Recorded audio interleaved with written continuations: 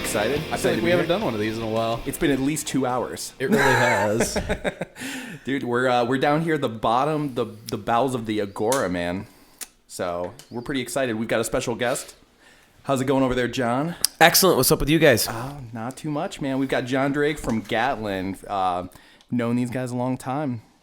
Yeah, when was the first time that we saw Gatlin? Was at the Odeon, I remember, 2001 or 2002. It was somewhere in there. We thought you guys were the coolest band ever. You were like one of our first local bands that we were like, this is awesome. We could talk to them after the show and be like, you guys were awesome. That's very kind of you guys, man. Thank you. Oh, yeah, definitely. Those were crazy times at the Odeon, man. Back in that merch table back there. That was ridiculous. Right. I miss that club, man. It's amazing. They're reopening it. I heard a rumor. Is that official? Yeah, apparently it's official. All right. But I don't know what the exact details of it are, but supposedly some guy's going to try and, revamp the Odeon, so we'll see what happens. Thank God. Although they've done a lot with the ballroom here. Yeah. Like it's so much nicer than it was back in the day. Yeah, man. they added those little ego ramps on the side and stuff like that, and they took out that whole if you're looking at the stage, that left side used to be like an upper level with like tables, and they just took it out for more general admission. I think it looks great. Definitely. And they brought the Peabody sound system over too, didn't they? Yeah. And in our sound check, man, it sounded like $1 million. Holy God! It was a little rough at the early days. I remember playing the ballroom, and it was like, well, we can hear us, I guess. I mean, it was right, but it had its good days and its bad days. But right. Yeah, the Peabody's always had a solid sound though, so if they can bring that here, that's awesome. Yeah, I loved playing at that place, man. It good sound, the people were cool. It just had really good acoustics. Some rooms just have those acoustics that it's loud, but it's not overbearing. I mean, everything's clear, and I mean, it sounded like that up there. I mean, it's not a surprise that it's the old Peabody system. Yeah, nice. Cool. Well, definitely looking forward to seeing what you guys have to offer tonight. So this is 20 years of Gatlin now? 20 years as of midnight. Oof. We've specifically timed the set and what time we're hitting the stage to be on stage at midnight, because the actual 20th anniversary is January 25th of 95. Well, that's pretty awesome. Nice. Yeah. Make sure all the sets are, good, right? I mean, you got some band like in the middle just like taking their good old time, be like, listen, we have a plan. You are not going to ruin this. Yeah. It is going to be 12:01 and boom. That's what we were afraid of, because we timed our set and it was I think 2 hours and 2 minutes and some seconds, whatever. Right. And all the guys were like, "Oh, that's going to be fine." But me being, the anal one and like the detail-oriented guy more so than any of the other ones, in my mind, I'm going, these guys better, stretch out these outros and stuff, because when the stage juice hits and the adrenaline's going, they're just going to want to plow through. We're going to be 15 minutes before midnight just standing there with the show and be like, wait, hold on, everybody, don't leave. Wait a minute. It's midnight. Woohoo. Like with nothing happening. Just play a few songs twice. Oh, man. Right. Like, did you guys like Reflection? Well, we're going to play it again. And again, and again. Does Don have a ball dropping, like right at midnight? And then... You know what? We actually tried to get the old balloon drop that we did.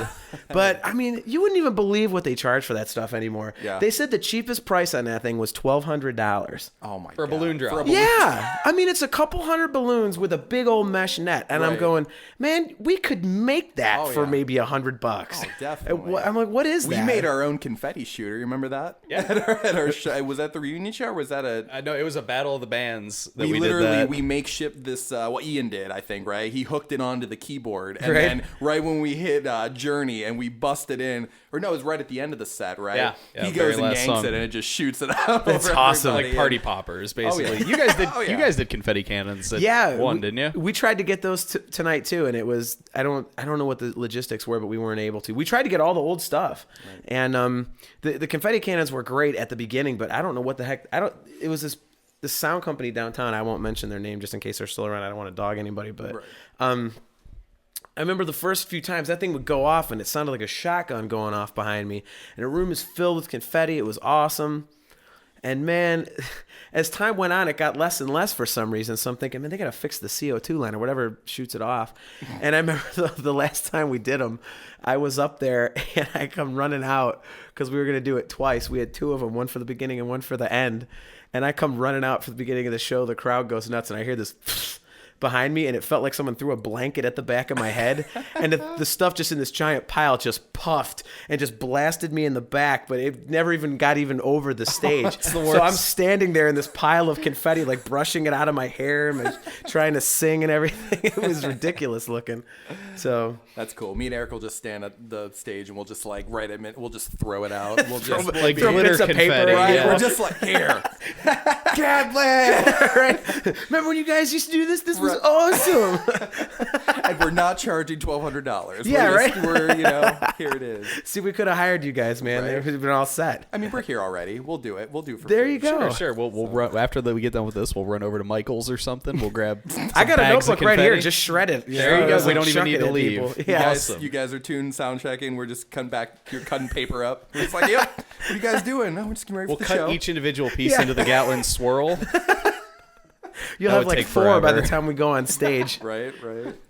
No, I'm excited though. Every Gatlin show is always a blast. It's really fun. Appreciate it, and, man. and it's cool that it's not, it's that special treat you get. You know what I mean? Yeah. It's not all the time. It's like, here it is. Here's the, it's the reunion or the annual show or whatever it is, and always a good time. I mean, It's crazy that the last one was actually 6 years ago in a week, like to the day. It was like January 17th. It's been that long. That's a 6 years. Yeah, I couldn't even Wow. believe it. And I mean, that show, we played like 3 hours that night, but it's literally been 6 years, and it just doesn't feel that long. right. No, it doesn't. And I think a lot of that is because APG's kind of played around in the interim there. So, Yeah, a lot. but yeah, so you guys got a pretty sweet stage setup going on there. Yeah. Don did a ton of work for that. He and it was funny because I didn't see the full thing and most of it at all until this morning. I mean, he'd send us pictures in text message of, like I saw a couple of the letters when he did them, and but that was really it. And he would tell us a few things, but he said, I want this to be a big surprise even for you guys. So yeah, when I rolled in, I was like, what the heck? So, I mean, we got, the X's for the 20 years that he got up there, the big lighted sign, and, the 3D kind of scrim, and, the different color. The lights change a bunch of colors, I guess. Oh yeah, I heard him sound check. It was awesome. He's like, can I see orange? I need to see orange. Yeah. But no, I mean, for people, obviously this podcast, it'll post afterwards, and I can tell you, it's like, this is an awesome setup. I mean, there's some national bands that do not go anywhere near as far out as this. It's pretty awesome. And that's one of the benefits of having it being like a one-off show. You can do stuff like that. Just put everything right into it. Yeah, I mean, it's like when I saw Dream Theater at Radio City. I mean, they did stuff on that one show when they recorded Score that they weren't able to do 2 weeks before when I saw them here at the Agora. Right. And, it's just, you have that benefit of, only doing it one time so you don't have to replicate it everywhere. So... Yeah, I think what Jon is most known for, speaking of Dream Theater, and I didn't realize that you were on this until one day I'm watching a Dream Theater documentary, and then they're showing like shots of the fans outside of this New York City show, and then I'm like, fucking Jon! Yeah, it was funny because I had known I got all their stuff, so I know they do documentaries and film the fans and whatnot. We were actually across the street. I'll never forget, we were getting an ice cream cone. I was with my buddy Matt Wardlaw. We had driven out, and I saw a crowd to the left of Radio City, like the left corner, and I saw this like boom mic and a bright light, and all these people start making noise, and I went, "Oh my God, they're filming!" And I was waiting for him. He was paying for his thing. I'm like, I gotta go.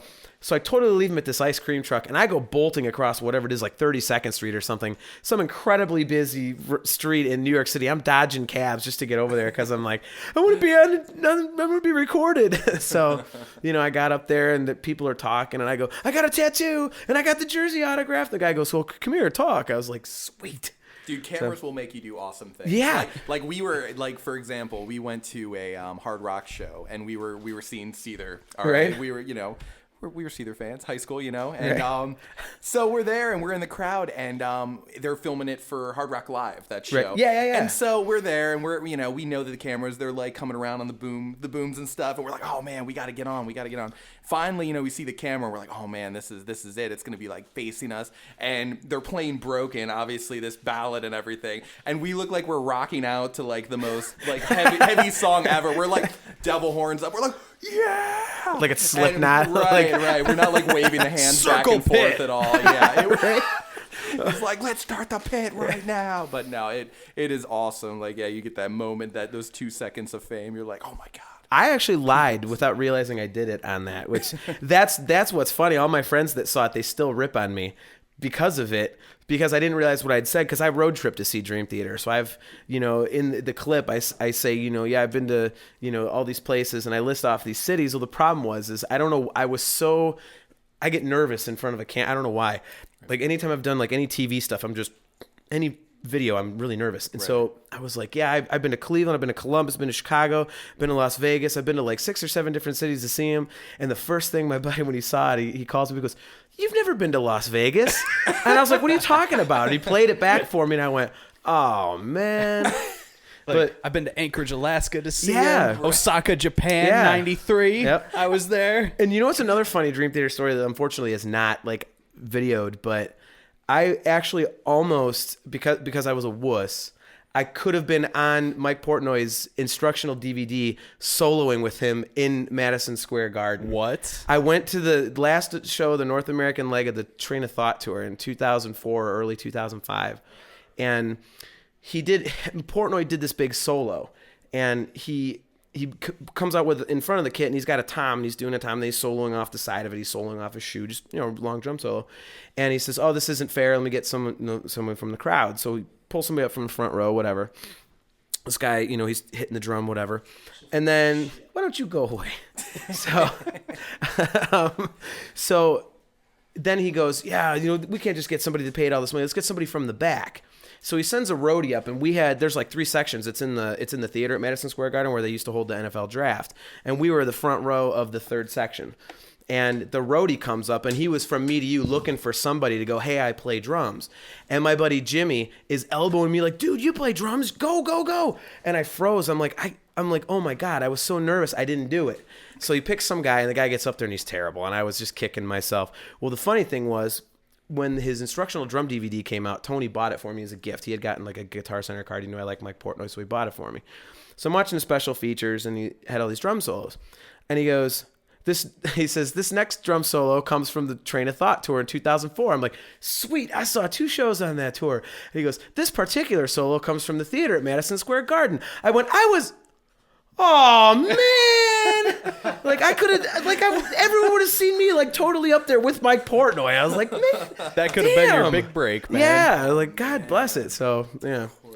So, camera shy, there it is. That is an awesome story. Yep. That's fantastic. So speaking of good stories, like what, going back like to pre-Gatlin, because I know you and Don have been pretty much the driving force behind the band since the beginning. Like, what got you started in music in general? What did you play when you started off? What inspired you to pick this up? Eddie Van Halen.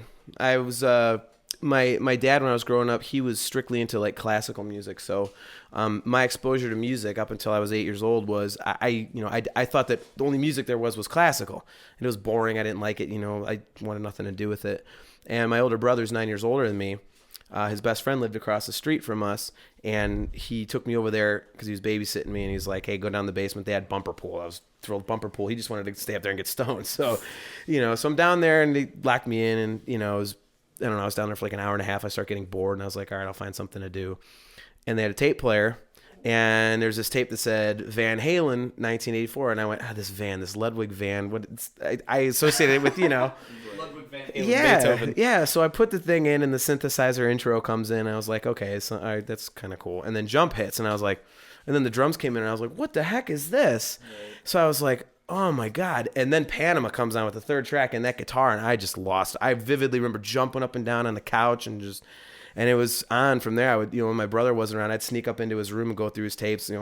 So I would steal like, Ozzy Osbourne, Motley Crue, Sammy Hagar, stuff like that. And I just got totally addicted. And I would have these plastic erector sets my parents would buy me, and instead of building like cranes and all this other crap, I was building guitars.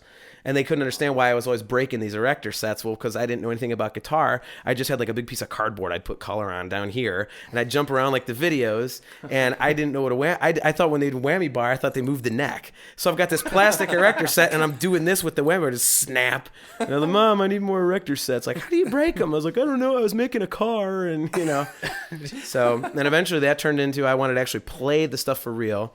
And then, I started out on guitar when I was 13, and then I bought a drum kit.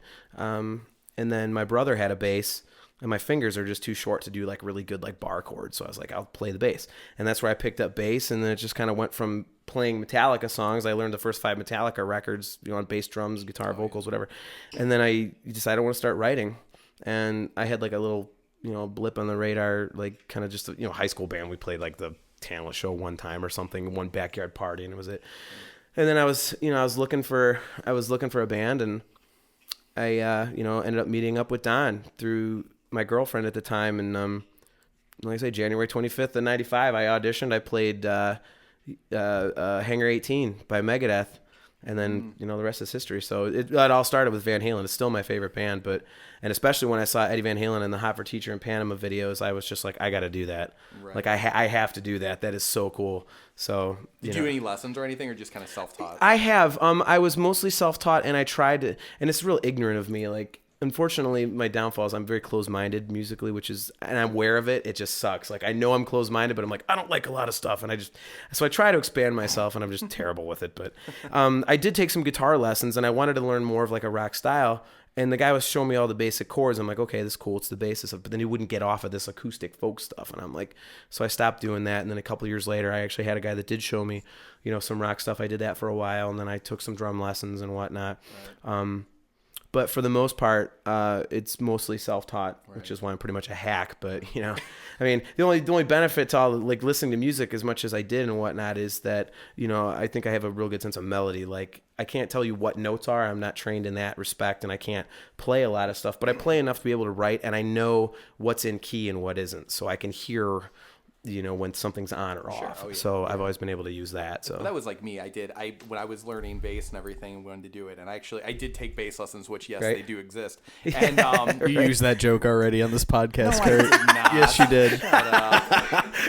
Nice. It's that good. No, but seriously, like when we go, it was the same thing. Kind of just going over the regular just scales and just 12-bar blues, different things like that. Just kind of learn. And then you're just like, oh my god, I really, what do you want to learn? And my bass teacher's just kind of like, yeah, we'll learn something you want to learn, whatever. I'm just like, dude, I want to learn some Sam Rivers. I want to learn some, right, rearrange something, Machine Head. I don't know. And then it was just, then you just start doing that, and then you're like, okay, now I'm hooked. Now I just want to write my own stuff. I want to keep just writing everything and just kind of learning what I can. But you need that foundation. Yeah, though, just and that's the thing. Like, I don't know how you look at it, but for me, like, I look back now, and I if I could go back to like 13-year-old me, I'd be like, dude, just take lessons and learn everything, theory and all this stuff. Like, I wish I had it.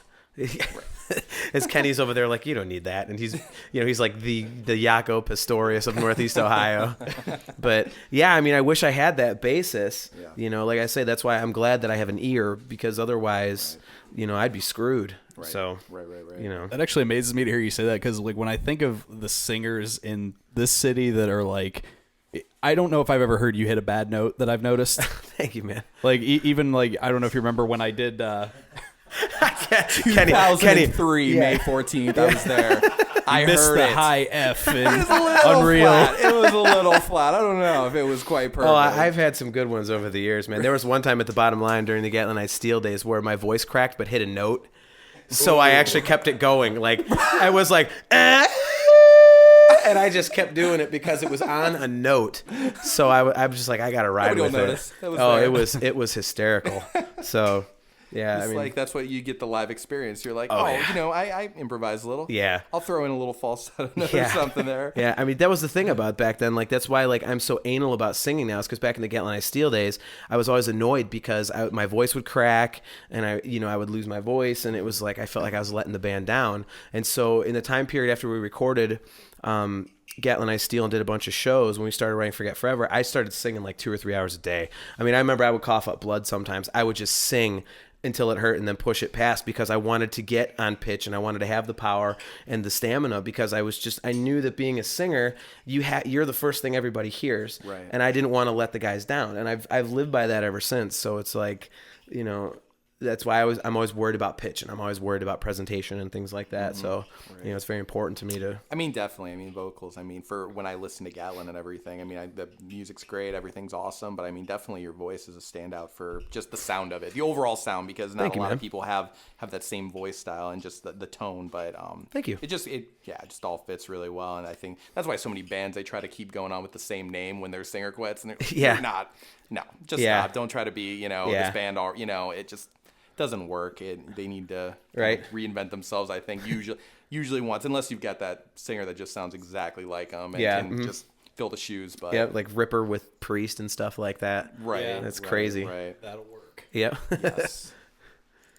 So why don't we take a break for a quick second here? Maybe play a Gatlin track. What Gatlin track? I don't know.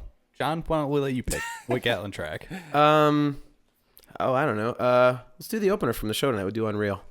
Unreal. Awesome. All right. Awesome. That was an unreal choice. That was and a very bad joke. So Oh man. These Gatlin jokes are going to be endless if you keep that up. all right. So this is Gatlin with Unreal here on the Music Speaks podcast.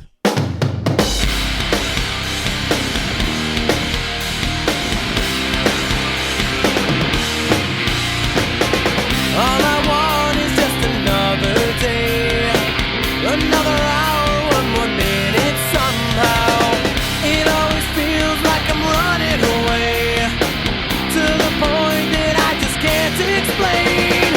Can't this be so unreal? Suffocated by my own fear. Can't this be so unreal?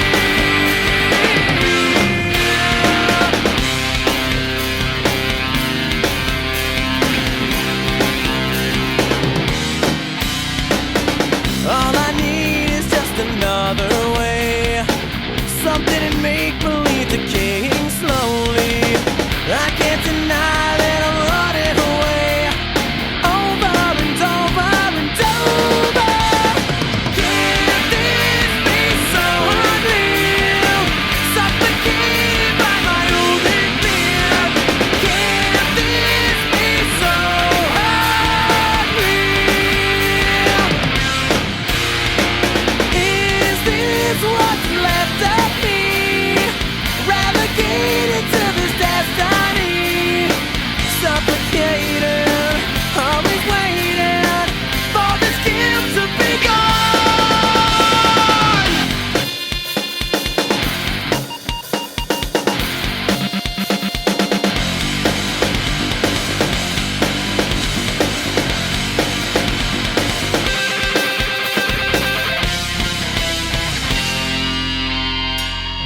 Resisting mindlessly, to the point that I just cannot feel.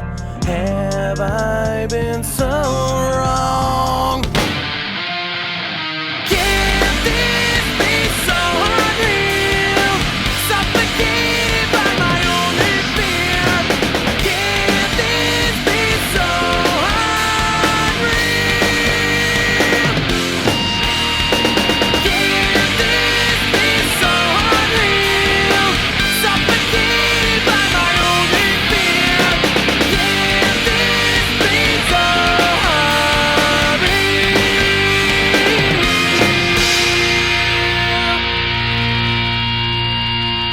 All right, and that was Gatlin with Unreal here on the Music Speaks podcast. Awesome. You know what's No, unreal about that song is the friggin' high notes in the chorus, We were man. just talking about that. It was amazing. Like I could never sing that high if I, tried Well, as hard as I could. But no, it's fantastic though. It's a really good song. I appreciate it, man. That was really difficult at the time.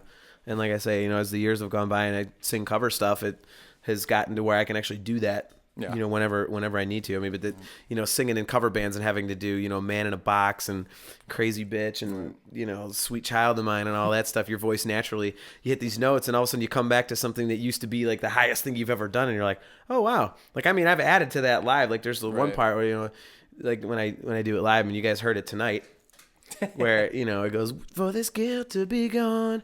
Like now I go, this guilt to be gone. Like it just build into like this yell, it's like something I would have never even dreamed I could have done back when we did that in 2002 or 3 whenever we recorded it. Right.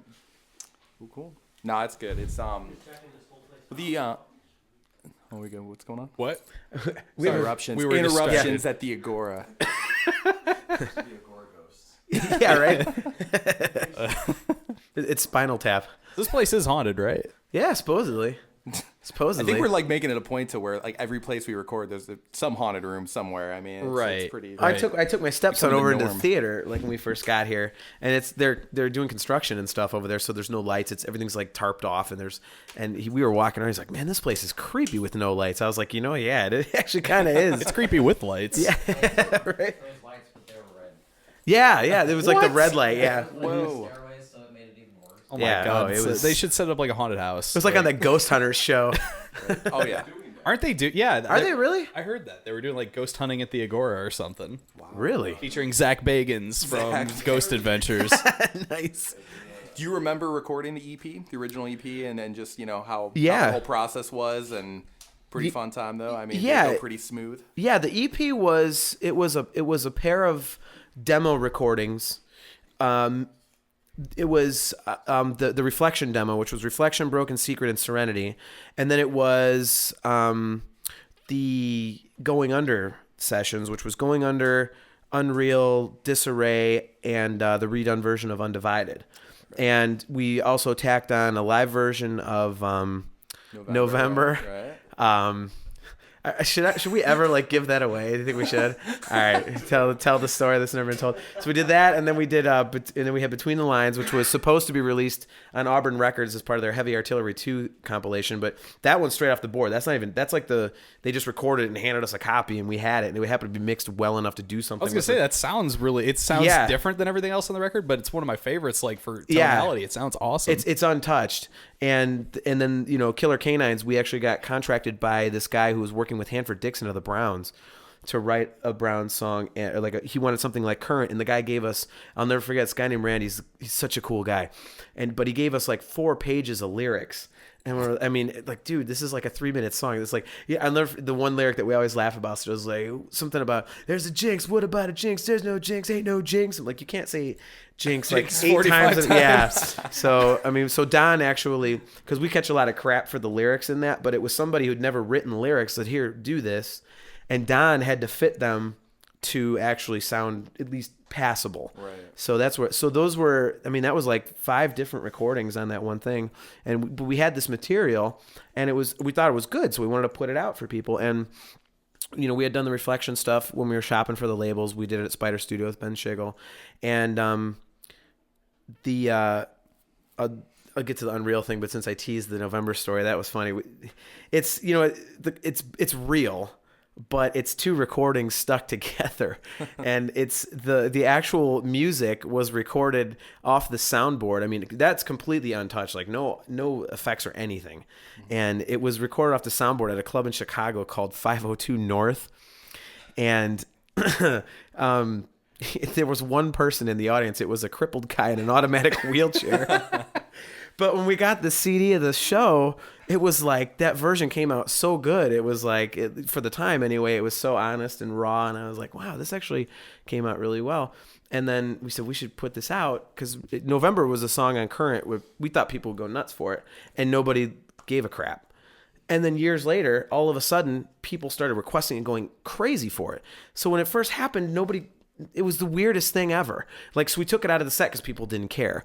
And then all of a sudden, a couple years later, people were like, why don't you play November? And it just blew up. So we're like, okay, so we put it out. But People love those ballads, man. yeah, but it was, it was just weird. I was like, I liked it. But it didn't catch on for a couple years. It was really strange. But we had a couple shows off the soundboard at Peabody's. So we took the crowd noise from Peabody's. My brother had audio programs, stuff. He works with computers and everything, and he cobbled together this crowd noise, and we put it underneath the recording in front of that one dude, and we put them together and put the volume in and out with the crowd to make it sound, oh yeah, the chorus comes. Woo, I like the chorus. So that's, and it's funny because people are like, that was really at Peabody? I was like, oh yeah, that's live, totally live. Oh yeah. Now the truth comes out. out. It sounds like the most epic performance. There's just a mass sea of people. Well, what's funny is if you November! listen, this is my favorite ever. But what gives it away? Pre-cell phones, just all lighters. That's what I envisioned when I listened to that. It was like, it's great because we couldn't quite get out of it. If you listen to the crowds, it goes, there's a little skip as it goes. Listen to it. You heard and it's like the little clip in the audio when it's being tied together. And with the EP recording, We actually did it in our practice spot down in Hinckley where we had all those parties, and it was Daryl Herbert from the Toadies. He had heard us at a music conference we had played, and he wanted to produce us. He really liked Undivided, which is why we redid it with him. But we had these other songs. We had done the Reflection demo and didn't get signed, and we were still trying to shop, so we had these other songs that we liked.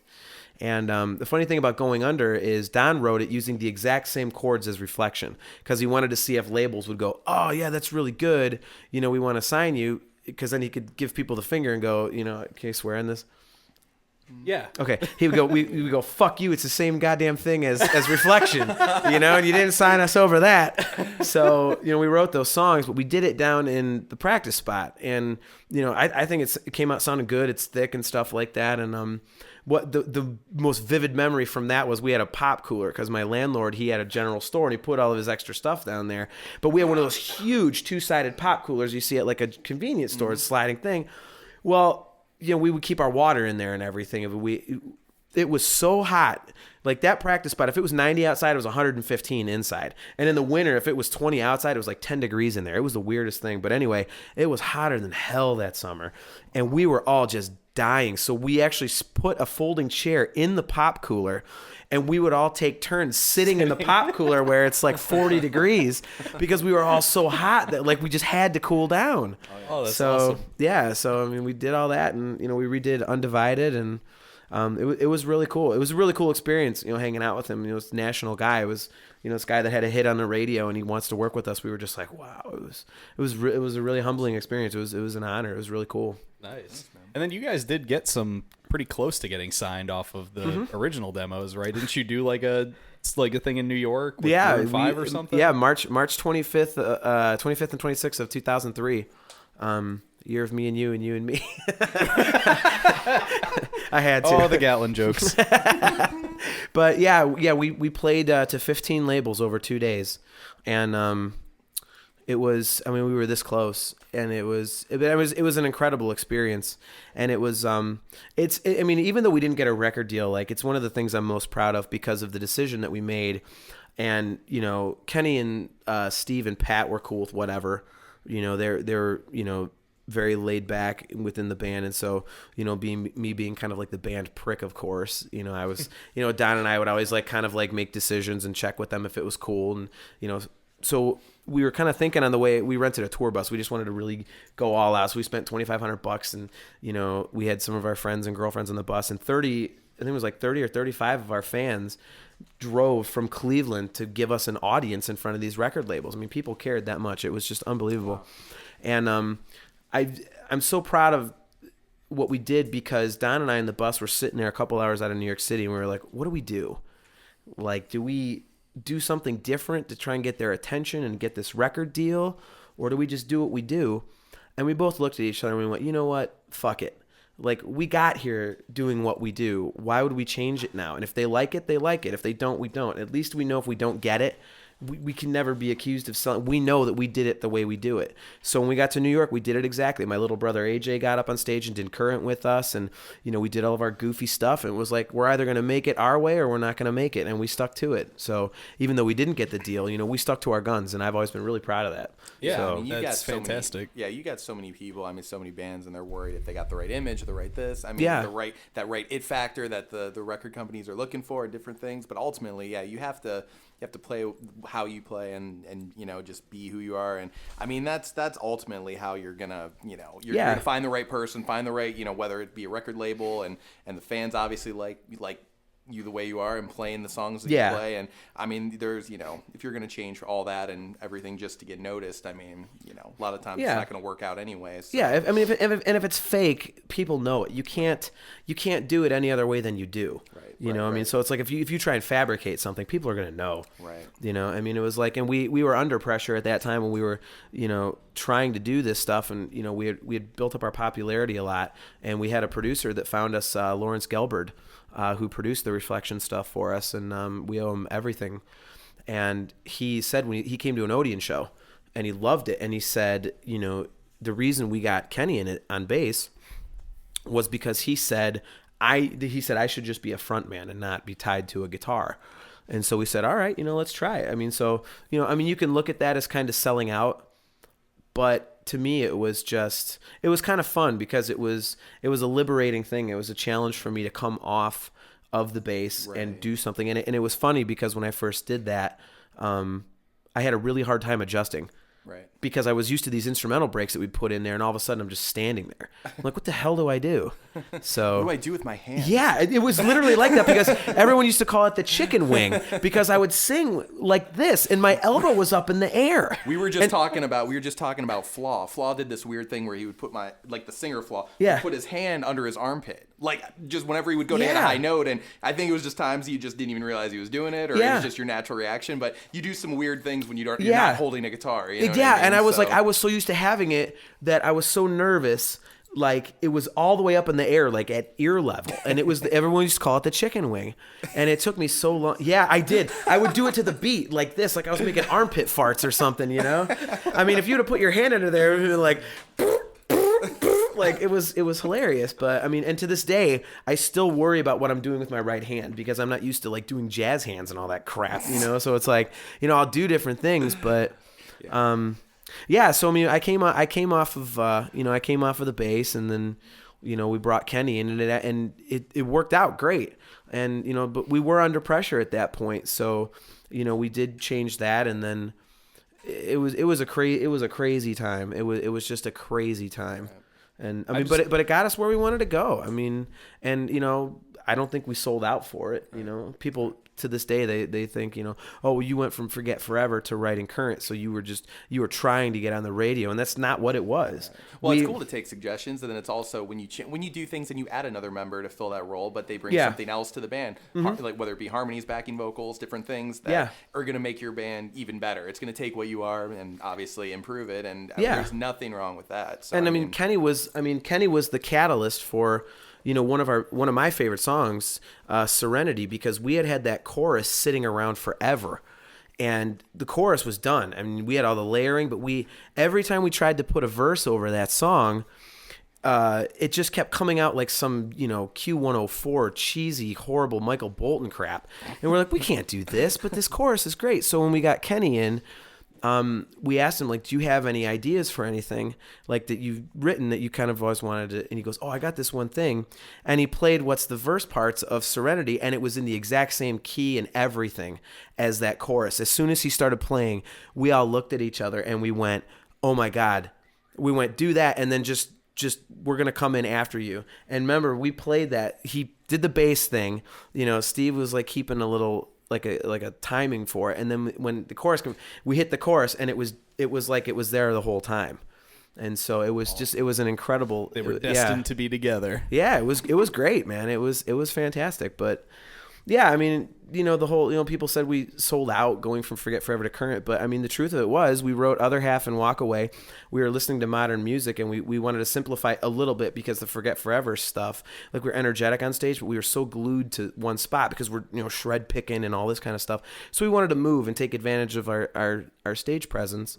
And we liked playing that stuff. It was a little simpler, and we looked at it as a challenge. It wasn't, well, this is going to get us on the radio. It was like, let's see if we can write some more songs like this. And so we tried to write in that vein. It was just something we felt like doing. There was no premeditated reasons of doing anything other than just trying to write stuff that we got into and could actually represent them better live and enhance the live show.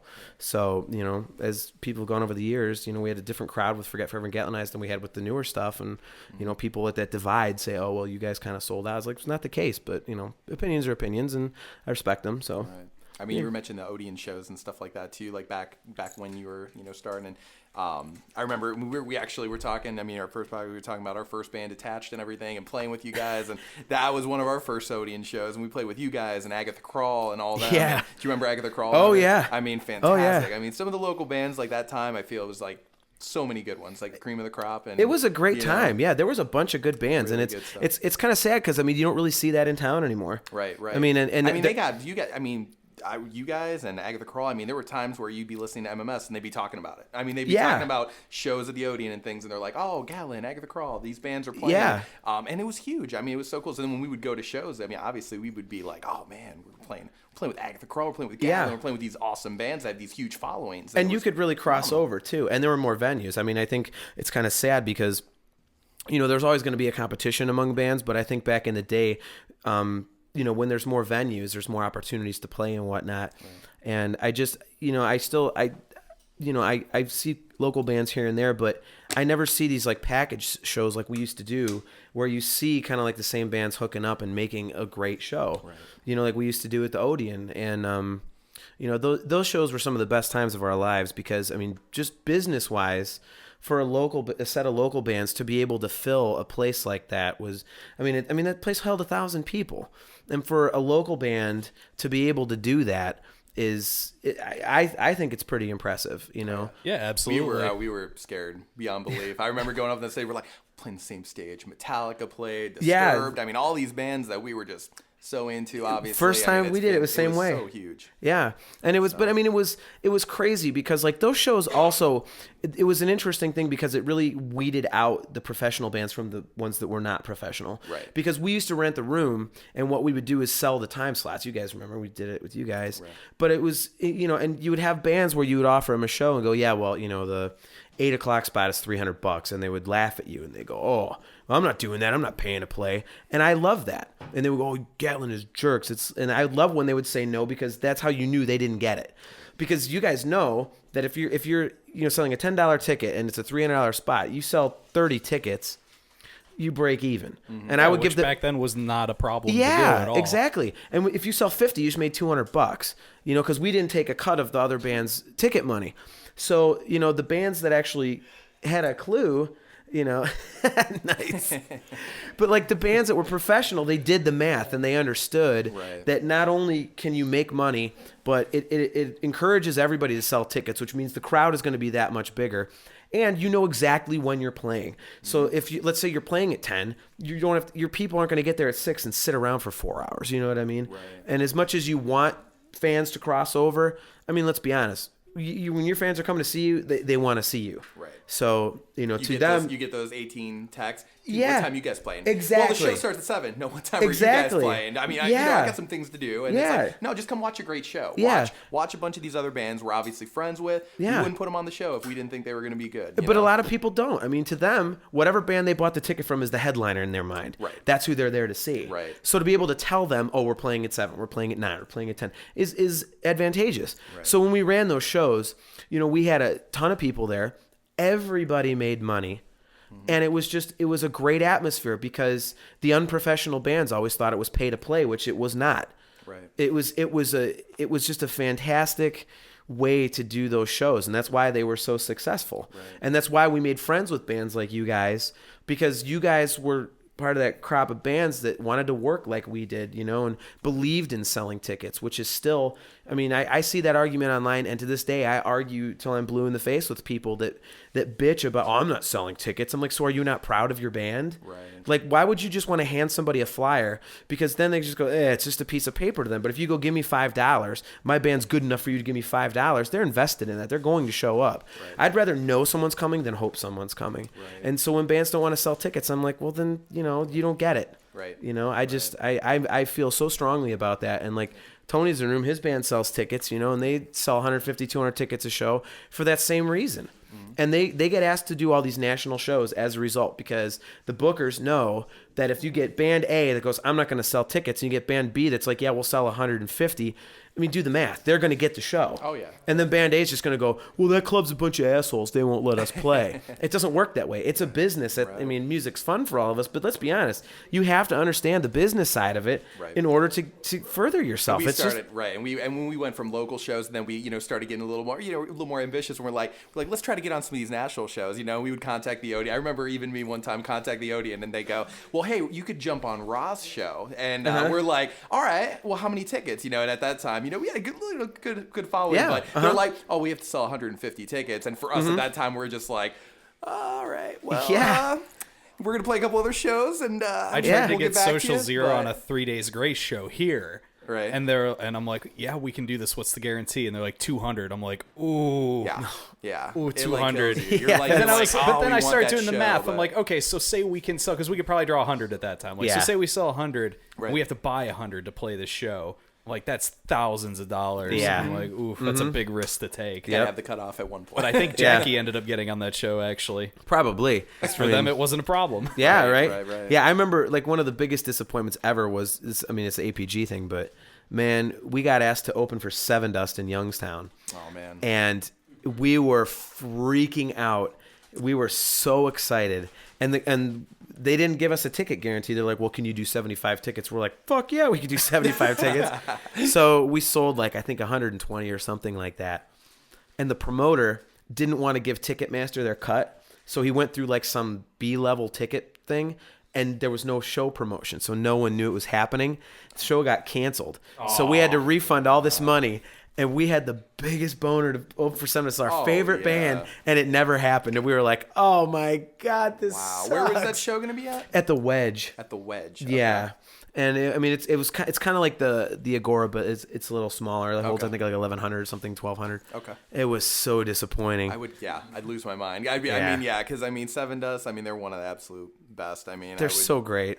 I mean, I think I remember even going to a Seven Dust show. I think we were there. Everybody just ends up at a Seven Dust show. Yeah, we always saw each other at the shows, man. Everybody Yeah. you know in Cleveland that is a fan of music or rock music, you'll be like, all right, I'll probably see you at the Seven Dust show. That was always like that common band we all had. Right. We saw a ton, or like the 92.3 shows, like the Lodo shows, like we were always at, or the Christmas ones they used to do. Right. There'd always be like 18 of us, like, oh, dude, what's up? There's like 9 different bands represented there, and yeah, it was awesome, dude. So. Yeah, what do you know, like right now, like as far as the local scene goes? I mean, obviously, there's a lot of bands playing tonight and everything. What are some of who are some of your favorite bands playing right now, like currently? Like, is there any that stand out that you're a big fan of? I'll be completely honest. I haven't heard almost anybody, just because there's not a lot of promotion and stuff like that. And but there's a band called Dead Iron. That's, I mean, they're pretty awesome. Right. Yeah, I mean, they're really good. I mean, I'm pretty sure they're playing with us in 2 weeks. Okay. So, but yeah, I just, there's not a lot of promotion. There's not a lot of, and it's, I don't know. It's kind of sad. Yeah, there's not really. Yeah, it's like, I mean, if I was to go online and see like a band's name a bunch, I'd be like, all right, let me go check this out. But you just don't. Like, I've seen Tony's band, Along Came a Spider. I've seen them, and that's really probably it. Right. And they're kind of like the Cleveland band of the moment. Honestly, probably, yeah. Yeah. Yeah. But that's it. Right. Yeah, right. It's not like yeah, it just isn't. Like it's not like it was. Like, I mean, like I said, when you guys and Agatha, all these great bands. I mean, there were so many shows we would go to just to see local bands. Yeah. I mean, because it was worth it to us. We're like, we'll go anywhere. We'll go to the Odeon. We'll go to the Agora, Peabody's, wherever it is. I mean, we don't need a national act. We'll play that and we'll go watch it. I mean, we had, so. Well, and it's like it's cannibalistic almost, because it's like if you don't have a big band, then there's no way for other bands to really kind of get up there. Because I remember when we started, I don't remember how we met them, but we hooked up with a band called Medieval, and they were always playing the Fantasy, and they were headlining. They were drawing like 300 people, and we got hooked up with them somehow, and they asked us to open, and eventually, we got to the point where we played with them a few times. And finally, one show we opened, and like 3/4 of the people left before they went on, and they never asked us to play with them again. But the Fantasy knew we were recording an album and asked if we would do the CD release party there. So we got our first big break out of that. But we played with bands.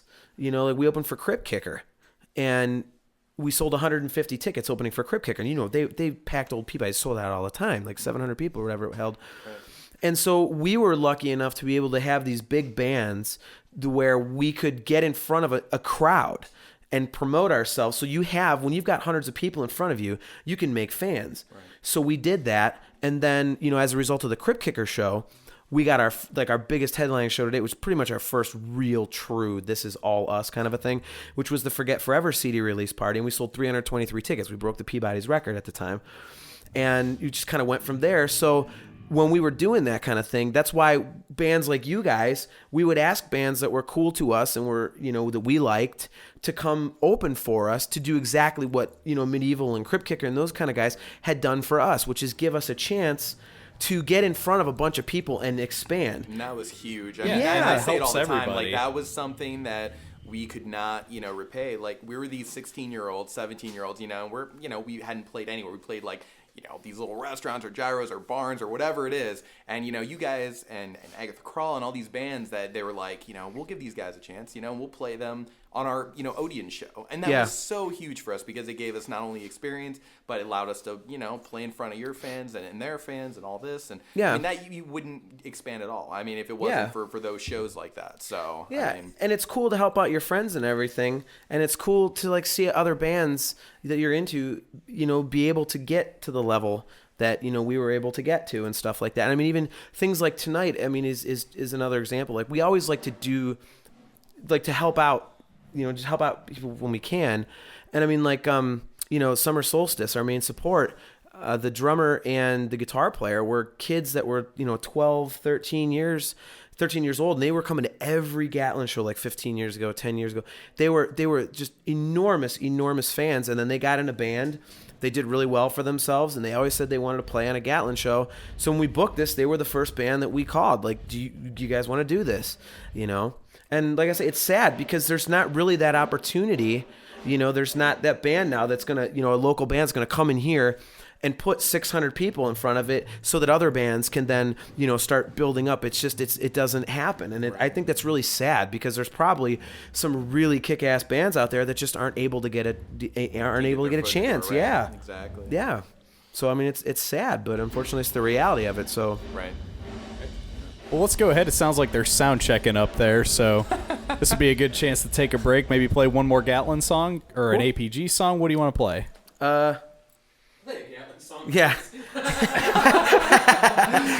an APG. Oh, God. That was actually gonna pick APG. We talked a lot about Serenity before. We cool to play Serenity? Yeah, whatever you want, man. All right. Great song. Kurt, go ahead and intro the song. Intro the song? Well, I think we just kind of did, but let's hear Gatlin Serenity right here on Music Speaks. Out of sight, not out of mind. Never left behind.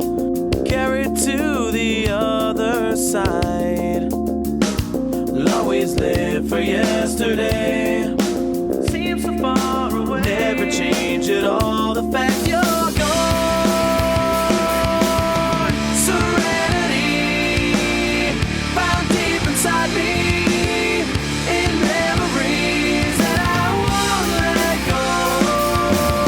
Serenity so deep reminds me that these memories can never be let go. Be let go.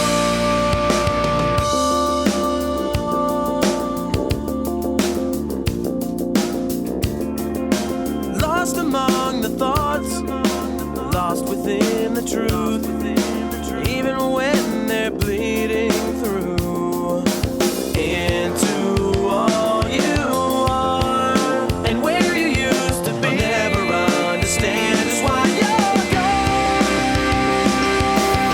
Serenity found deep inside me in memories that I won't let go.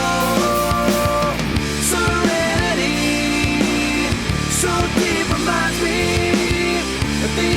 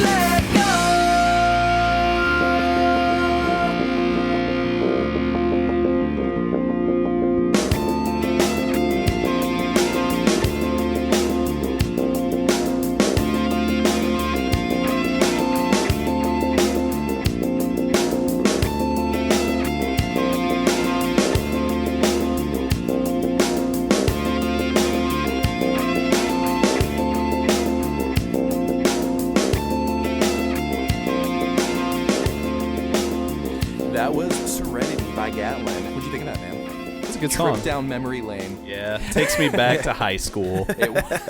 All the way back there. I'm old. We were looking at the shot glass. We saw that established 95. And Yes. That's Yeah. wild, man. Do you know what I was doing in 1995, John? What were you doing? I was being 10 years old. I was gonna say, if you were in your mother's womb, I'm gonna be really disappointed. No, I'm not that young. Nice.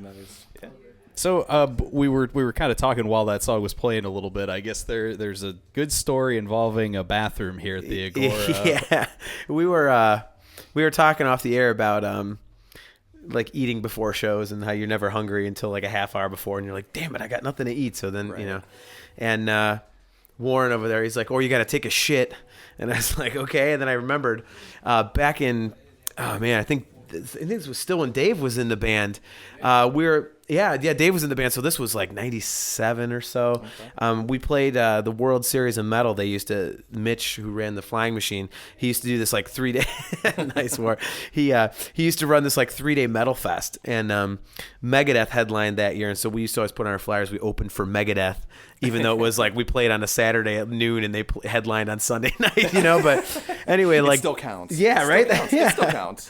Well, Don has a notoriously bad stomach, so if he would eat like Taco Bell, I mean that was always the worst. Was Taco Bell? It would just destroy him. So he always did it to himself. Yeah, he would always forget. Yeah. So we're playing the World Series of Metal. We're playing at like noon or something on a Saturday, right?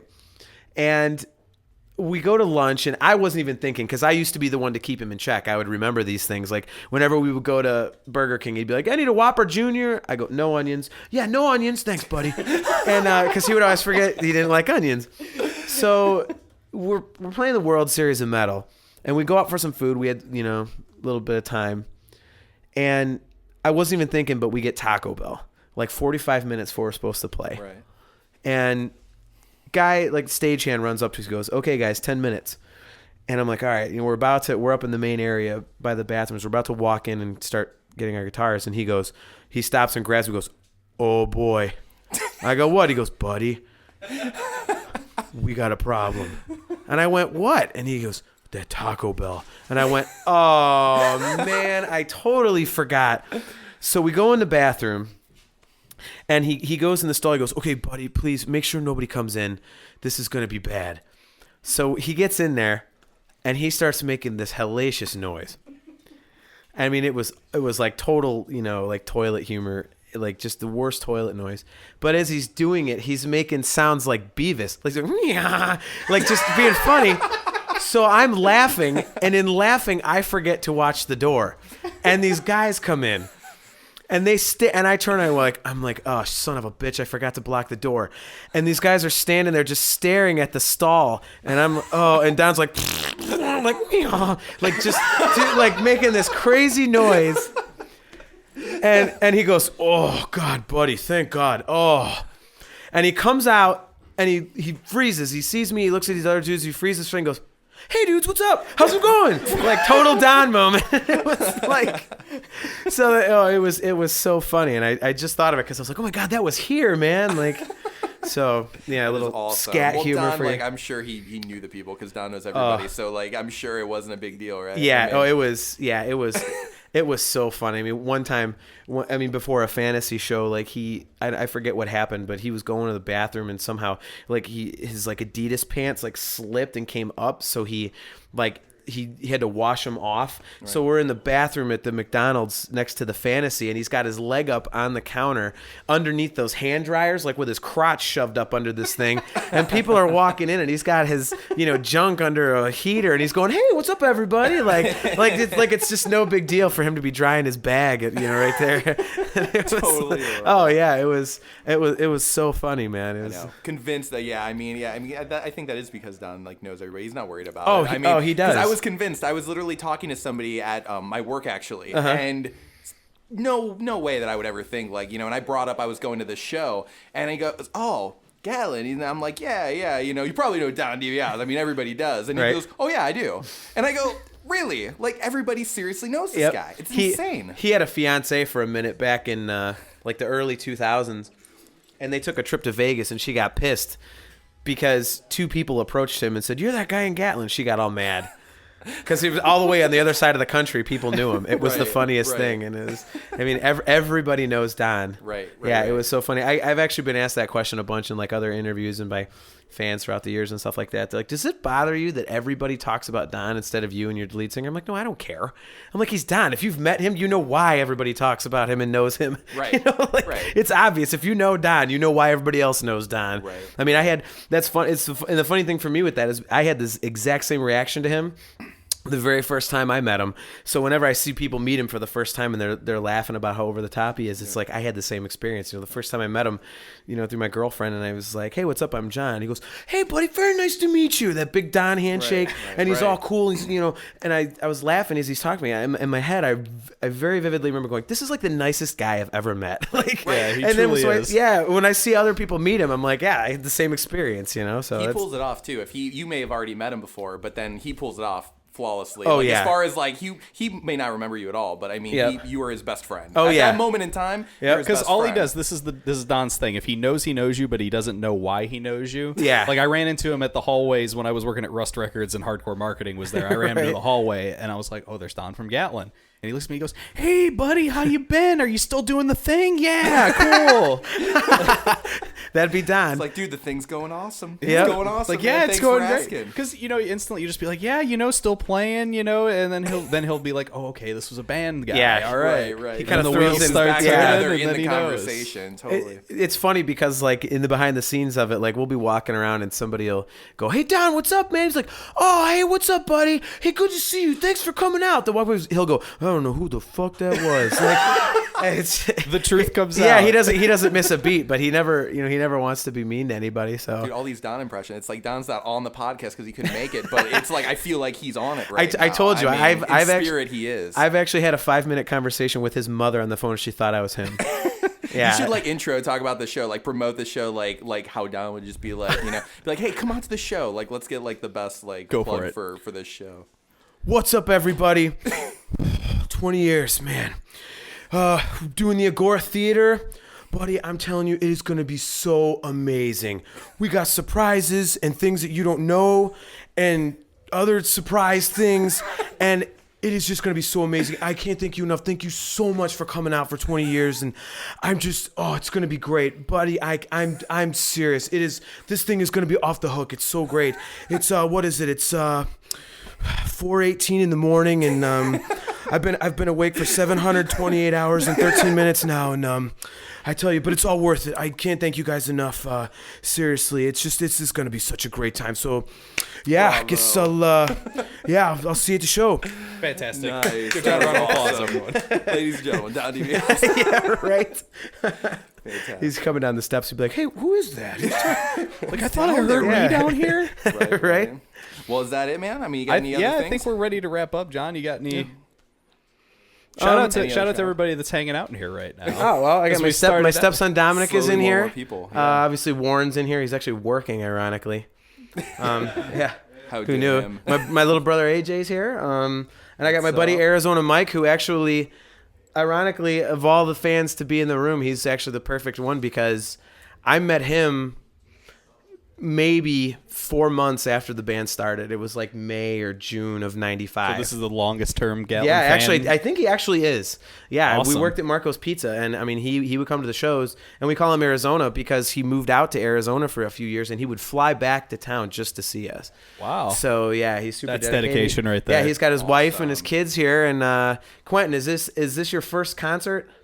So his son Quentin, Oh, how man. old are you now? 14. So it's Quentin's first show tonight.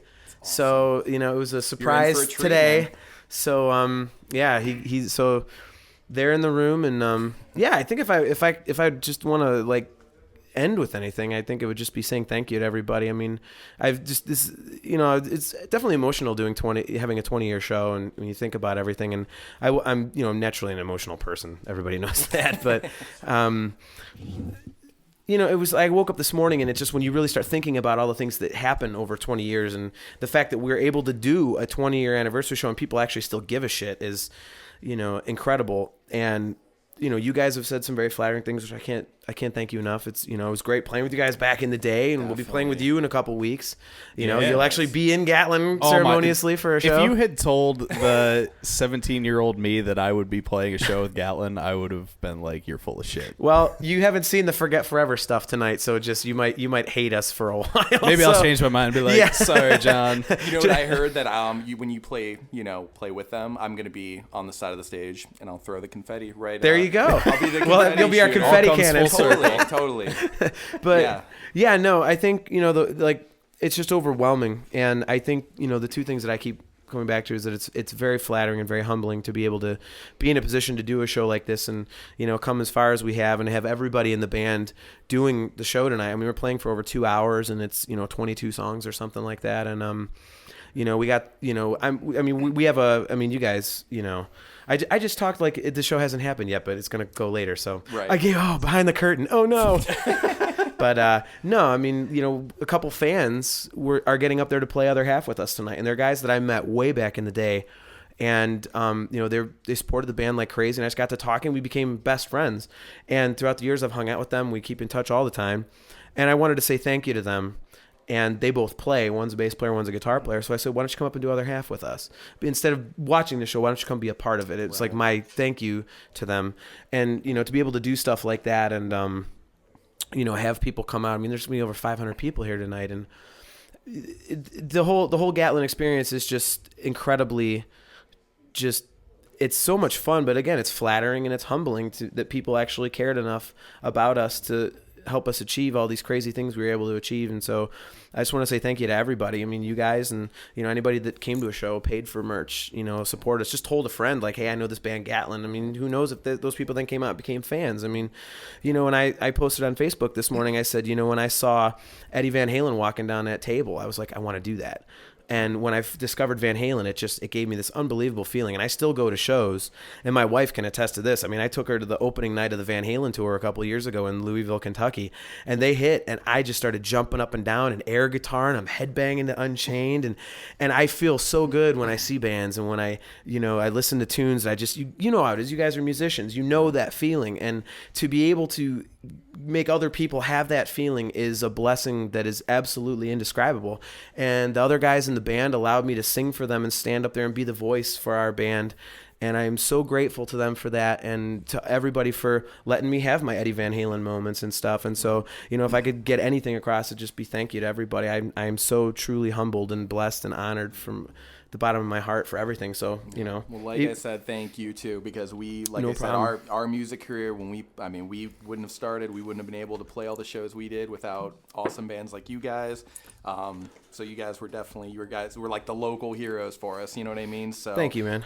So it's really awesome. Thank you for being like a staple for the local music scene, and for and hopefully like us doing this interview and talking about it, it's gonna obviously hopefully keep it alive, and we're gonna interview other bands and stuff. So hopefully, it'll be something that'll make it grow and get back to being amazing again, because the Cleveland music scene was always something huge. So yeah, I mean, there will be more shows. We're actually working on new material here and there. Ooh. So it's like we want to do that and release Music Speaks exclusive. Yeah, right. So we're gonna redo the Forget Forever record, like I told you guys, and but Don wrote a whole bunch of stuff for the show. We wanted to have new material ready, but I'm notoriously slow with melodies and lyrics because I don't like my melodies and lyrics. So I go over them with a fine-tooth comb. It takes me like 3 weeks for one song, but we want to do that. That's awesome. I mean, we have such a blast playing together that it's like we don't want it to stop. I mean, we can't do shows all the time, obviously. Like you said, you don't want to burn it out, but right. I mean, there's still people. I think we released something, there'd be people that would download it and they'd be, oh, cool, I want to hear that. So why not? And even if there's not, I don't give a shit. I like playing Gatlin music, and I like writing Gatlin music, and I like performing it. So, I mean, that's really the essence of music. If you enjoy it, just do it. I mean, that's where it really comes down to. I mean, sure, there's going to be a huge crowd up there tonight, and it's going to be loud, and it's going to be crazy, and there's going to be lights and everything. But when I'm on stage, I'm in my own little world of, this is so cool. This is what I saw on MTV, and I'm doing this. Right. You're up there because you want to be. You're having your Eddie Van Halen exactly. moment. Like, I'm hearing my voice, and I'm like, man, oh, man, all right, I got that note. I didn't get that. My bass is crushing. It's like, I get that feeling, and it's like, that's more than enough for me. So, Right. you know, more That's than enough for me. So, Awesome. All right. Well, So- we'll wrap it up then. Cool. Yeah, so thank thanks, you. thanks, Jon Drake, Gatlin. Thank Check you them guys. out. Any Facebook pages, anything, websites you want to plug? yeah, I mean, we have a Facebook. I think it's Gatlin Rocks, I think. Facebook.com// Gatlin Rocks, I think. And we'll put a link up on our Yeah. Facebook too. So We got the APG page if someone wants to check out our band after Gatlin, which I think actually is a little stronger than Gatlin, ironically, at least to me. But, you know, so check that out. And there's our personal pages. And, you know, if anybody wants music, we don't have it for sale anymore. But if you email us, I email out songs all the time. I just had to email out Soul Survivor last night because Bill Peters played it. Some random guy found my Facebook. He was like, yeah, I heard your song and I really liked it. You know, where can I buy it? I'm like, you can't, but here you go. Give me your email address. And I emailed him Soul Survivor. So there you go. free music. Email John. Yeah, like I say, I don't care about making money off it Right, anymore. It's not like I'm right. giving away like, you know, all these royalties or something. It's like, hey, it's out there. Just take it. You know, that's Right. what it's for. So Right. Well, thanks again, John, and we'll let one more Gatlin song play us out. Well, yeah. I mean, you know, my name's Curt Brain, of course, and this is Eric Bertinoli. Yep. And until next time, or should I say, until the secret breaks.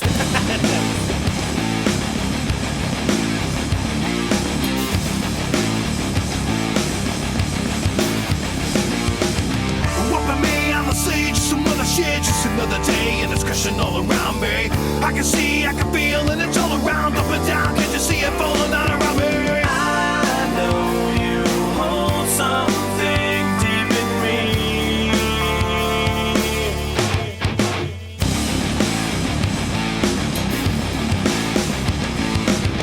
I can see that you're coming out of me. Silently, violently, feeling what's so deep inside me. Secretly pushing me, time is running down. Turn around, turn the sound, drowning out all reason. I know you hold something deep in me. Changing what's left of your memory. And now I feel you slipping away. Can't let this go on slipping away until the secret breaks.